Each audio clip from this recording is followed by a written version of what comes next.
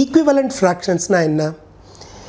ஈக்விவலண்ட்னா equal மாதிரி இருக்குல்ல. ஈக்குவல்னால் என்ன நமக்கு தெரியும், அதாவது சமமாக இருக்குது அப்படிங்கிறது. பட் ஃப்ராக்ஷன்ஸில் ஈக்குவல்னால் என்ன அர்த்தம்? அதே நம்பர் வருமா? இப்போ 2/3 எடுத்துக்கிறோன்னா 2/3க்கு 2/3 எழுதினா மட்டும்தான் ஈக்குவலாக, இல்லை வேறு மாதிரி எழுதினாலும் அந்த ஃப்ராக்ஷனோட வேல்யூ ஈக்குவலாக இருக்குமா?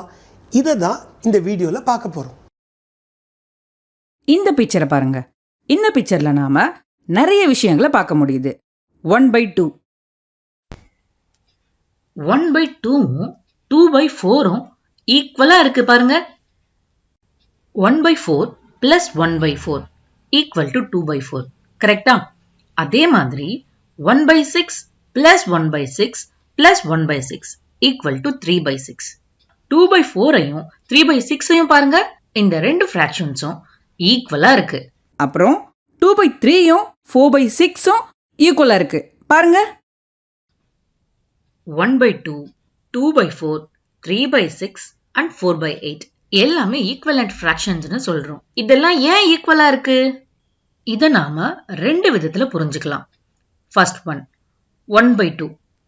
இந்த ஃபிராக்ஷன்ல நியூமரேட்டரையும் டினாமினேட்டரையும் சேம் நம்பரால மல்டிப்ளை பண்ணுவோம். எக்ஸாம்பிளுக்கு ரெண்டையும் 2ஆல மல்டிப்ளை பண்ணினா 1/2 equal to 1 into 2 by 2 into 2 equal to 2/4.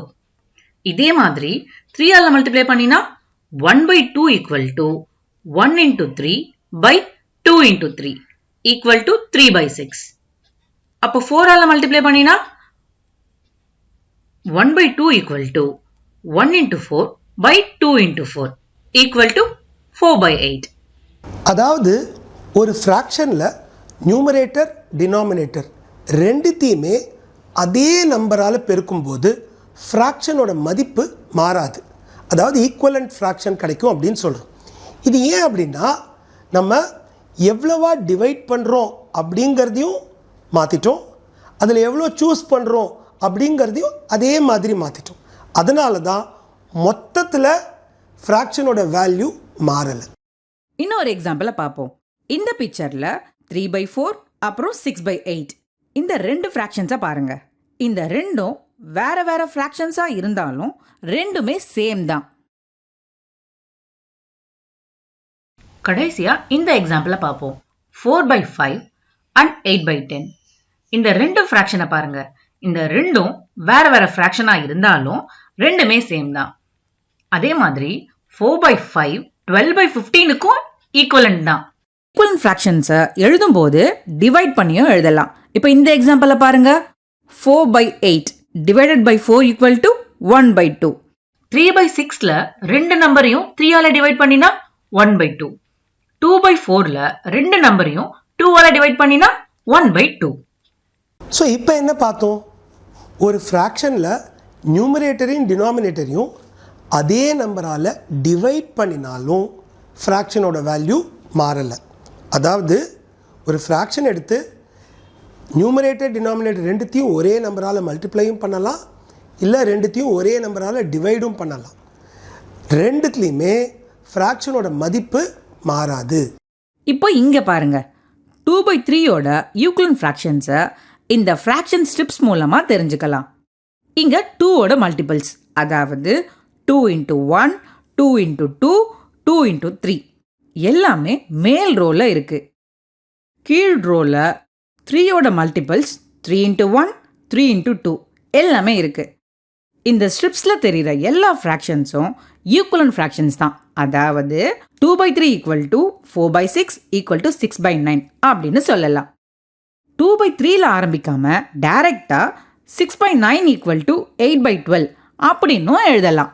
அதே மாதிரி இங்க 5/7ஓட ஈக்குவலண்ட் ஃப்ராக்ஷன்ஸை பார்க்கலாம். மேலையும் கீழையும் ஒரே நம்பரால் மல்டிப்ளை பண்ணுறதுனால நாம் 5/7 equal to 10/14, 5/7 equal to 15/21, 10/14 equal to 35/49 அப்படின்னா எல்லா ஃப்ராக்ஷன்ஸையுமே ஈக்குவலண்ட்னு சொல்லலாம். சிம்பிளிஃபிகேஷன் மூலமாக நாம் ஒரு பெரிய ஃப்ராக்ஷனை கூட சிம்பிளான ஃப்ராக்ஷனாக மாற்றலாம். இந்த எக்ஸாம்பிளை பாருங்கள். 12/30 நாம் நியூமரேட்டர் அப்புறம் டினாமினேட்டரை 6ஆல் டிவைட் பண்ணால் 2/5ன்னு சிம்பிள் ஃப்ராக்ஷனாக எழுத முடியும். அதே மாதிரி 25/50 நாம நியூமரேட்டர் அண்ட் டினாமினேட்டரை 5ஆல டிவைட் பண்ணி 5/10 அப்படின்னும் மறுபடியும் 5ஆல டிவைட் பண்ணி 1/2 அப்படின்னும் சிம்பிள் ஃப்ராக்ஷனா எழுத முடியும். இந்த வீடியோவில் ஈக்குவலன்ட் ஃப்ராக்ஷன்ஸ்னால் என்ன அப்படின்னும் ஈக்குவலன்ட் ஃப்ராக்ஷன்ஸ் எப்படி கண்டுபிடிக்கிறது அப்படின்னும் பார்த்தோம். அதே மாதிரி ஒரு ஃப்ராக்ஷனை சிம்பிளஸ்ட் ஃபார்ம், அதாவது நியூமரேட்டருக்கும் டினாமினேட்டருக்கும் காமன் ஃபேக்டர்ஸ் எதுவும் இல்லாமல் ஒரு ஃபார்முக்கு எப்படி கொண்டு வருது அப்படிங்கிறதையும் பார்த்தோம்.